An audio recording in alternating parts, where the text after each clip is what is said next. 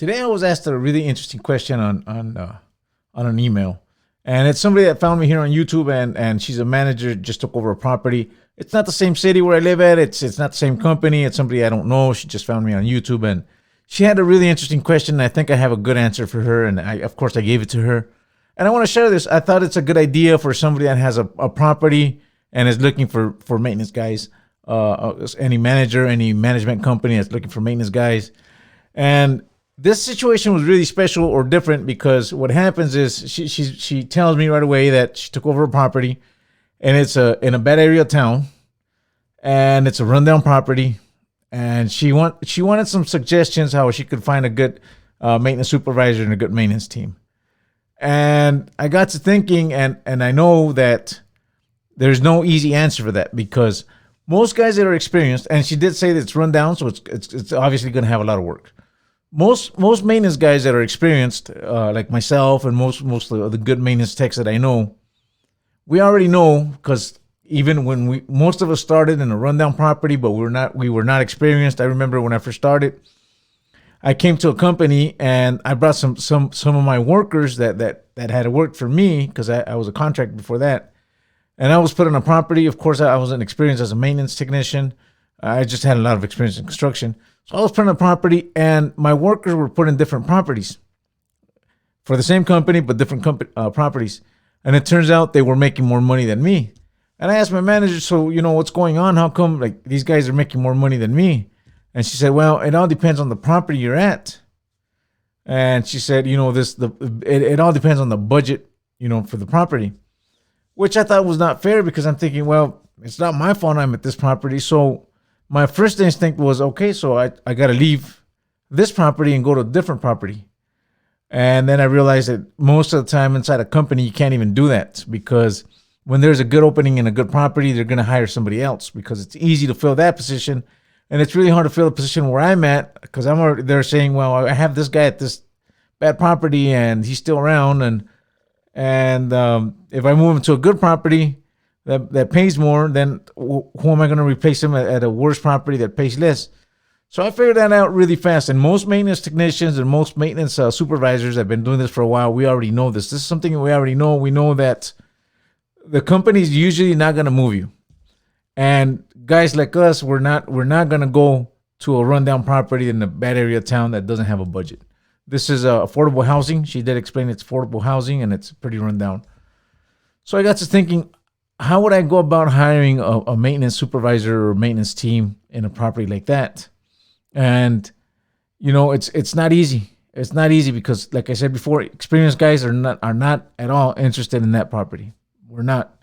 If I was looking for a job tomorrow, there's no way in the world I'm going to go look at those areas.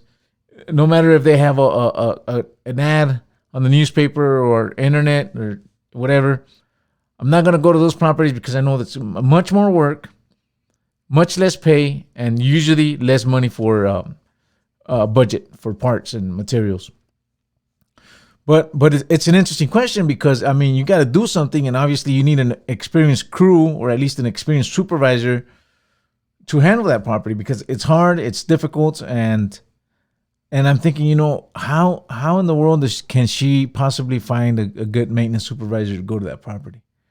And then it hit me. And it took me a while to answer because this is not something that off the top of my head I already had the answer for. So it took me about an hour thinking about it. And then I emailed her back and I said, it's a difficult situation for sure. It's not easy. It's what are you offering? Less money and more work, basically. So what I told her is what I would do in that case is I would move somebody from inside the company that's already inside, that you already know is good, that has already proven themselves, that's invested in the company, that's probably been in the company a year or two at least, and they're not gonna quit the company for that. I would try to move them over to that property, but of course everybody can say I'm not interested. I would move them with a couple of perks per se. One of them, of course, got to be more money. And I know I already said that budget, that property probably doesn't have a big enough budget to pay a supervisor what they deserve for a job like that. But usually when it's internal from the company, they'll find a way. I'm sure because I've seen it many times. They'll find a way if they know he's good or she, whatever. if they know that person's good, they'll find a way of paying them what they deserve. So if they're making X amount of dollars over here per hour, they're gonna have to pay more to move to the other property. Now, that's one thing. Now, one incentive if you're getting more money, but you would still say, or I would still say, well, why what's the difference? I'm gonna make a couple of $2 or $3 more dollars, but it's just gonna be a lot more work, very stressful. It's not worth it. So the second thing in this what I told her is, and I would not have your maintenance team or your maintenance supervisor. You may only need a maintenance supervisor. You may not need to bring a whole crew. Just bringing a good guy, even if he was a lead tech before or a good tech, and turning him into a supervisor, him or her, that's a good incentive. But I would still, and like I told her, I would still not have that crew, your maintenance people, doing turns, because turns are very time consuming, and there are a whole set of different tools that we use for work orders, and it's you got to carry a whole bunch of tools for just turns, and it's almost like two different trades. So I told her I would get painters, because painters are not that expensive. If you do the math, and I've done it many times, what it costs to have a sloppy maintenance guy or slow maintenance guy do a turn compared to what a painter would charge to paint an apartment, fix up the walls and paint it. And some of them even know how to do some subs that know how to do the turns, which is the maintenance and the paint. But even if you just hired painters, guys that go in there and whatever they charge to paint an apartment, fix up the walls, paint it, that would still be cheaper, because I've done the math and I've realized that painters are not that expensive at the end of the day, because they can go into a property, paint 2 or 3 apartments a day, move out. Yeah, they may not be as clean or as you would expect, but of course, it's already a rundown property. So, if you're gonna get what you pay for. So most maintenance guys, even if they're good, but they're in a rundown property, they realize they gotta rush it. So their quality may not be as high as it would be in a different property. And I know we all think, no, I would have the same quality, but you wouldn't, because we've all done it. We're depending on where you're at, you adjust to that situation, to that budget, and that's what you work with. So I told her, moving a guy over from inside a company, internal, getting him more money, him or her, and not having your maintenance department do turns. And that's the only way that I can see that this could happen. Of course, there's still going to be a whole bunch of work orders, but if you get to your work orders, you're going to have a higher retention rate at that property. And that's one of the things with rundown properties is they can't find people. Tenants leave because they get tired, and they go to another rundown property and it's the same thing, but they just don't want to be at this property because nothing got done. Of course, that's what they all say, but yeah, I have seen it. I've been to properties that I show up and they say, well, you know what? Last year I was without a AC for 2 months in the middle of summer and nobody cared. And I'm sure they cared. They probably just couldn't find people to fix them, or it's maintenance guys that were no good.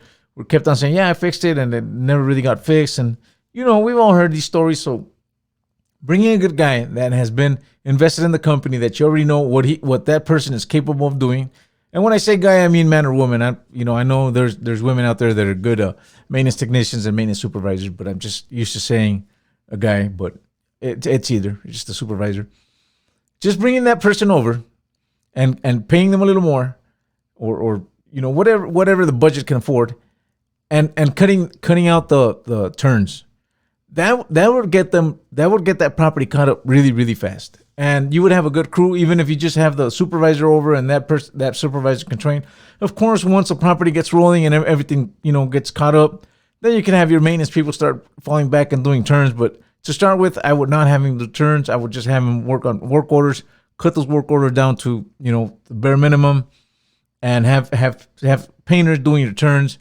And this is what I know would work. And I know that internally, it's not easy to move people. You can't just talk to that maintenance guy. You got to go through a supervisor, regional supervisor. Most regional supervisors, they don't want to move their people around. But if this regional supervisor cares about that property, and I'm not talking about the manager now, I'm talking about that manager's regional, she's going to find a way. But that's the only way I can see a property like that having a good maintenance team, or at least a good maintenance supervisor.